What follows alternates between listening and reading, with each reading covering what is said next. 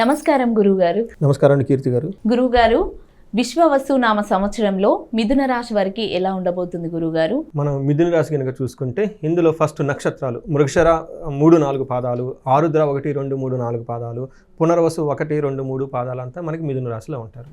పేరు బలం కనుక చూసుకుంటే వాళ్ళ ఫస్ట్ లెటరు లేదంటే బాగా పాపులర్ అయిన కనుక పేరు, అందరూ ఎక్కువ మంది పిలిచే పేరు, కన్ఫ్యూజన్ లేకుండా. కొంతమంది పుట్టింట్లో ఒక పేరు, తర్వాత రకరకాల పేర్లతో స్కూల్లో ఒక పేరు, కాలేజీలో ఒక పేరు పిలుస్తుంటారు. బట్ ఎక్కువగా బాగా పాపులర్గా పిలిచే పేరు కనుక చూసుకుంటే అందులో ఫస్ట్ లెటర్ కనుక కా, కీ, కు, ఖం, జ్ఞ, చ, కే, కో, హ ఈ పేరుతో మోరాలస్ ఇదే సౌండ్తో ఉన్న పేర్లంతా కూడా మనకి ఎక్కువ వస్తుంటారు. మనకి ఎక్కువగా చూస్తుంటే కాతో ఎక్కువ చాలామంది ఎక్కువ పిలుస్తూ ఉంటారు, కామేశ్వర్. తర్వాత లేదంటే మనకి కోటేశ్వర్. తర్వాత ఎక్కువగా వచ్చేవాళ్ళు అనమాట కీర్తన కానీ ఇలాంటి పేర్లతో ఎక్కువగా హా ఉన్న వాళ్ళు ఎక్కువగా వస్తూ ఉంటారు. కొంతమంది మనకి మిడిల్ ఈస్ట్ కంట్రీస్ వాళ్ళు కూడా ఎక్కువ వస్తుంటారండి, ముస్లిమ్స్. వాళ్ళకు కూడా హా అనే పేరుతో ఎక్కువగా ఉంటాయి. హుస్సేన్ కానీ ఇట్లా రకరకాల పేర్లతో ఉంటాయి. వాళ్ళు కూడా ఎక్కువ ఫోన్ చేస్తూ ఉంటారు. వాళ్ళ బాగా పాపులర్ అయిన పేర్లు కనుక హా ఉన్నా కానీ మనకి ఈ మిథున రాశి వాళ్ళ కింద వస్తుందన్నమాట. ఇది కనుక చూసుకుంటే ఆదాయము వ్యయం కనుక చూసుకుంటే వీళ్ళకి ఆదాయం 14 అండి, వ్యయం 2. ఓకే గురుగారు, ఎలా ఉంది? చాలా చక్కగా ఉంది. చాలా బాగుంది. 14 ఆదాయం ఉంటుంది, వ్యయం 2 ఉంటుంది. వీళ్ళకి రాజ్య పూజ్యం 4, అవమానం 3. ఓకే, ఇది కూడా బాగుంది. ఇది కూడా బాగుంది. సో మిథున రాశి వాళ్ళకి ఒక చాలా బాగుంటుంది ఈ సంవత్సరాన్ని మీరు గమనించుకోవాలి. మనం డీటెయిల్స్ చూద్దాం ఎలా ఉంటుందో. ఓకే గురుగారు. వీళ్ళకి శని మీనరాశిలో ఎంటర్ అవుతున్నారండి. మనకి ఉగాది పండుగ రోజు నుంచే వాళ్ళు ఉన్నారు. తర్వాత గురువు వచ్చేటప్పటికి మిథున రాశిలో, రాహుకేతులు వచ్చేటప్పటికి కుంభరాశిలోను, తర్వాత సింహరాశిలోకి ఎంటర్ అవుతున్నారండి. వీళ్ళంతా మే 18న ఎంటర్ అవుతున్నారు. మే 14 గురువు ఎంటర్ అవుతున్నారండి. ఈయన యొక్క 4 గ్రహాల యొక్క చేంజెస్ వల్ల మిథున రాశి వారికి ఎలా ఉందో చూద్దాం. మిథున రాశి వారికి మనకి ఏమని చెప్తారంటే సూక్ష్మ గోచారము, లఘు గోచారము, వెరీ సింపుల్గా బ్రీఫ్గా ఎలా ఉందో మన మహర్షులు 3 ముక్కల్లో చెప్పేస్తారు. ఎలా అంటే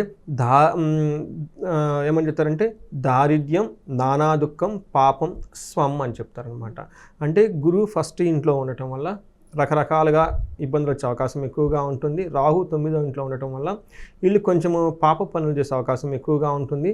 కానీ వీళ్ళకి 10th హౌస్లో శని ఉండటం వల్ల మిక్స్డ్ రిజల్ట్ ఇస్తారండి. కొంచెం బాగుంటుంది, కొంచెం ఇబ్బందిగా ఉంటుంది. కానీ కేతు 3వ ఇంట్లో ఉండటం వల్ల ధన ప్రవాహాన్ని ఇస్తారు. సో ఇది మనకి మిథున రాశి వాళ్ళకి చూద్దాం. ఇది ఉండే రిజల్ట్ అనమాట. అయితే మనం డీటెయిల్స్ కనుక చూసుకుంటే శని 10th హౌస్లో ఉండటం వల్ల వీళ్ళకి మిక్స్డ్ రిజల్ట్ ఇస్తారని చెప్తారనమాట. ఏమవుతుందంటే వెకలం, శోక సంతాప, పాపముద్యోగ విఘ్నకం, కృషిర్యాది సర్వ విఘ్నం చ దశమస్తే శనో భవేత్ అని చెప్తారు. అంటే వీళ్ళు 10th హౌస్లో ప్రొఫెషన్ రిలేటెడ్ మ్యాటర్స్లో ఏదైనా కనుక ఉద్యోగంలో విఘ్నాలు వచ్చే అవకాశం ఎక్కువగా ఉంది. అంటే ఆటంకాలు వచ్చే అవకాశం ఎక్కువగా ఉంది. అంటే 10th హౌస్లో శని అంత పెద్ద ఇబ్బంది పెట్టడండి. వాళ్ళకి 10th హౌస్ కర్మస్థానం కాబట్టి, ఈయన కర్మాది కాబట్టి కొంచెం ఇబ్బందులు పెడతాడు. కాబట్టి మరీ ఏలినాటి శనిలాగా, అష్టమ శనిలాగా, ఈ శనిలాగా అయితే ఇబ్బంది ఏం పెట్టరు. మిథున రాశి వాళ్ళకి సహజంగా నార్మల్గా ఉండే అవకాశం ఎక్కువగా ఉంటుంది.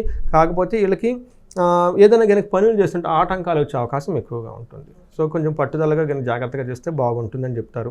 అంతేకాకుండా 12వ ఇంట్లో దృష్టి ఉండడం వల్ల ఖర్చులు చాలా ఎక్కువగా పెట్టే అవకాశం ఎక్కువగా ఉంటుంది. ఓవర్ ఎక్స్పెండిచర్ అంటే కొనేద్దాం అని కొనేస్తూ ఉంటారు. అది కొన తర్వాత అనవసరం కొనేసామే, ఇది అవసరం లేకపోతే తీసేసుకున్నామే, ఏ బిల్డింగ్ హౌస్ ఏదో టక్కన తీసేసుకుంటారు డబ్బులు అని చెప్పేసి, అవి అనవసరంగా తీసుకున్నామని తర్వాత ఫీల్ అయ్యే అవకాశాలు ఎక్కువగా ఉంటుంది. 7వ ఇంట్లో దృష్టి ఉండటం వల్ల వైఫ్కి కొంచెం హెల్త్ కాంప్లికేషన్స్ వచ్చే అవకాశం ఎక్కువగా ఉంటుంది.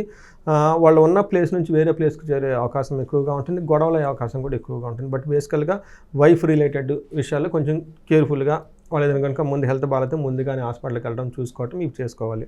మనకేం చెప్తారంటే సాధారణమైన ప్రాబ్లమ్స్ ఉంటాయి అని చెప్తారండి. అయితే వీళ్ళకి గురువు ఫస్ట్ హౌస్లో ఉండటం వల్ల ఇది కూడాను మిక్స్డ్ రిజల్ట్ అని చెప్తారు. అయితే ఏమని చెప్తారంటే రాజకోపం, యశోహాని, ఉద్యోగస్య విరోధికం, బుద్ధి భ్రంశో, సౌభాగ్యహాని. ఓకే, వీళ్ళకి ఫస్ట్ హౌస్లో తనుగతే గురువు అని చెప్తారనమాట.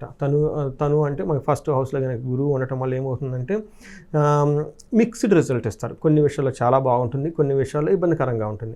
ఫస్ట్ వీళ్ళకి ఎక్కడ ఇబ్బందికరంగా ఉంటుందంటే రాజకాపు, యశోహాని అని చెప్తారు. అంటే వీళ్ళ పై బాసులు ఎవరైనా ఉద్యోగానికి ఎంప్లాయీస్ కనుకుంటే వాళ్ళతో వరకు గొడవ పడి వీళ్ళు చేసిన పనికి కొంచెం డిసాటిస్ఫాక్షన్ ఉండేసి కోపపడుతూ ఇబ్బంది పడుతూ ఉండే అవకాశం ఎక్కువగా ఉంటుంది. అంటే గవర్నమెంట్ అఫీషియల్స్ నుంచి, ఇన్కమ్ ట్యాక్స్ దగ్గర నుంచి, ఏదైనా కనుక బిజినెస్ పీపుల్ అయితే ఇలాగ గవర్నమెంట్ రిలేటెడ్ కానివ్వండి, పొలిటీషియన్స్ నుంచి కొంచెం ఇబ్బందులు వచ్చే అవకాశం ఎక్కువగా ఉంటుంది.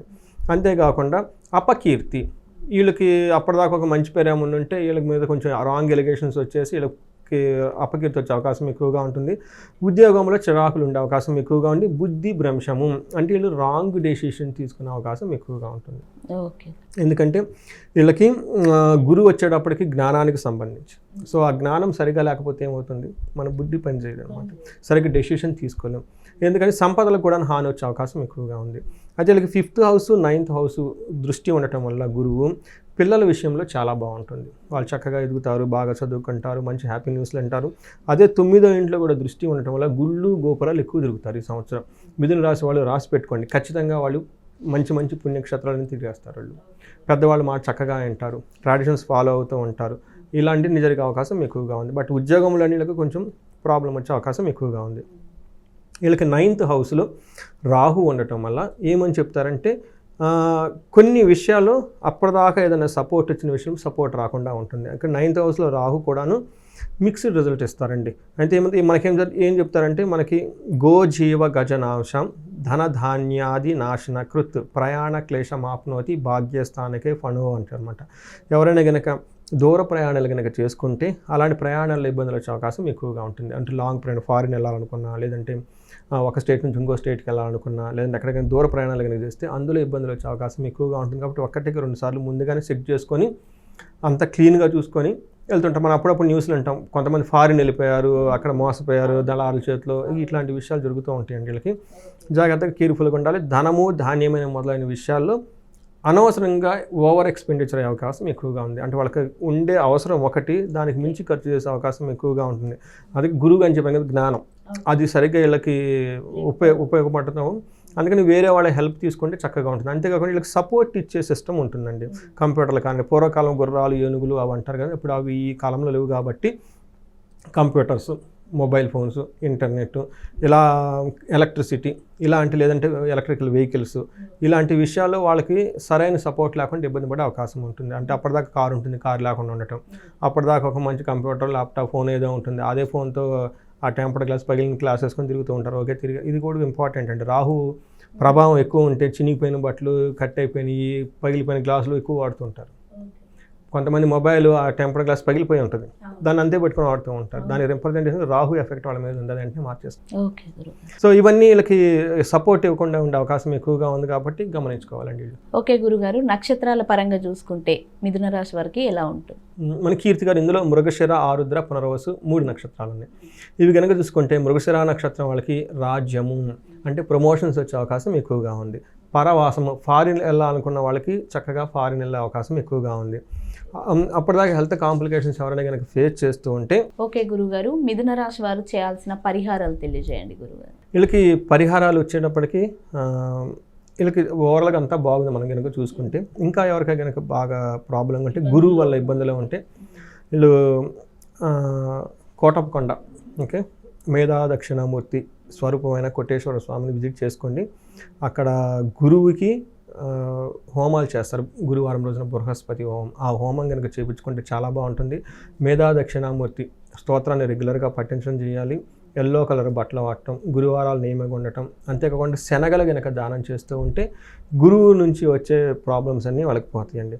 అంటే రాహుకేతుల యొక్క ప్రభావం కూడా వీళ్ళకి, అందులోని రాహు యొక్క ప్రభావం ఉండటం వల్ల వీళ్ళకి అధిష్టాన దేవత, రాహుకి అధిష్టాన దేవత దుర్గాదేవి కాబట్టి అండి, ఓం దుమ్ దుర్గాయ నమః మంత్రాన్ని ఎక్కువగా జపించుకుంటూ ఉండాలి.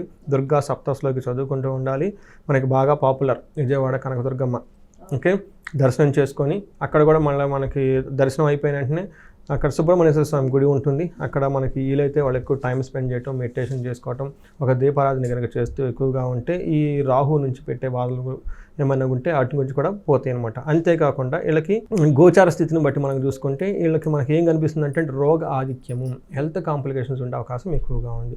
వీళ్ళకున్న తీవ్రతను బట్టి మృత్యుంజయ మంత్రం జపించుకోవటము, లేదంటే అమృత మృత్యుంజయ పాశుపత హోమం చేయించుకోవటము, లేకుంటే ఆయుష్ సూక్తం అని ఉంటుందండి, అది వేద మంత్రము. ఈ ఆయుష్ సూక్తాన్ని జపం చేయించుకోవటము, ఇవన్నీ కనుక చేస్తూ ఉంటే వాళ్ళకున్న తీవ్రతను బట్టి అవి మనకి దేవుళ్ళ నుంచి, తర్వాత నేచర్ నుంచి హెల్ప్ వచ్చేసి ఆ ప్రాబ్లమ్స్ అని వాళ్ళు ఈజీగా ఓవర్కమ్ చేయగలుగుతారు.